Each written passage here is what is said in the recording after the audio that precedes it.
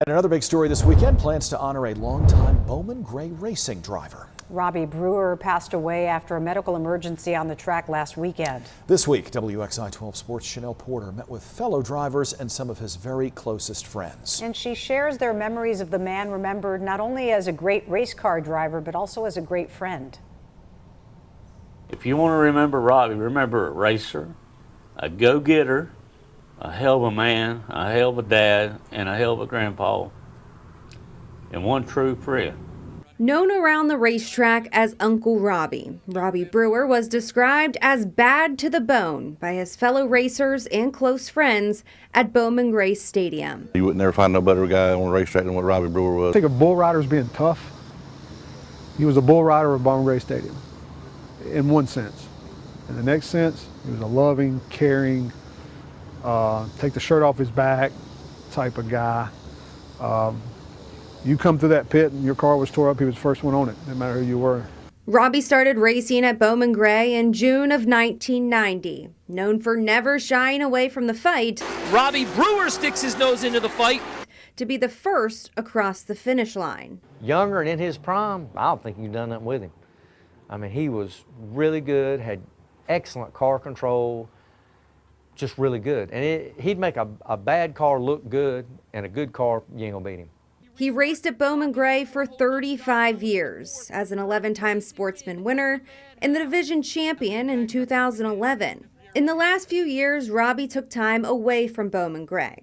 That's before returning to the track less than a month ago, when close friend Brad Lewis needed a driver to get in the Sportsman car in place of his daughter Emily. Robbie's my pick because I know he's going to go to the front and he's going to try to win. He would move me to win. And Angel told me, she said he smiled all week long, just having the chance to race again. There were also plans in place to get Uncle Robbie back full-time at the Madhouse. Me and my wife was talking, and I told her, I said, you know what? I said, I hadn't even told him yet. I said, I think I might just put him in my car and let him run for a championship next year. I said, 'cause I'm getting kind of old and I've done it all, and I'd like to see Robbie get him another trophy. For drivers, they know the dangers every time they get on the track. But for them, the reward is much greater than the risk. We have to think about every time we strap the seat belts on and put that helmet on. You don't ever know if you're coming back or not. You never, anything can happen. But it's our passion, it's our love, and it's what we do. And it's something that, you get it in your blood, and it's hard to get it out of it. Well, nothing makes this loss easier for Robbie's friends, family, and the entire racing community. They can hopefully find some peace, knowing that he left this world doing what brought him the greatest joy. He always said he wanted to die in a hot rod.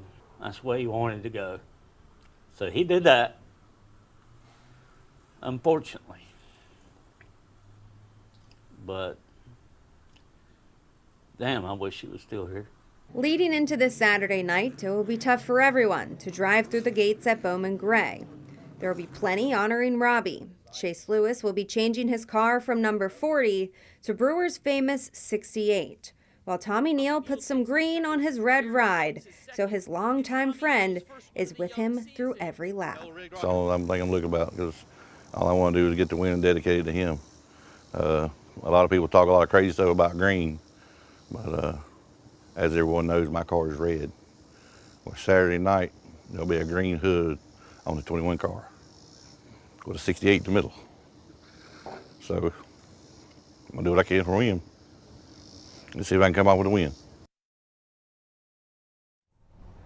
That was Chanel Porter reporting. We will have complete coverage of tomorrow's memorials and the racing. You will find that here on WXII 12 as well as on the Triad CW.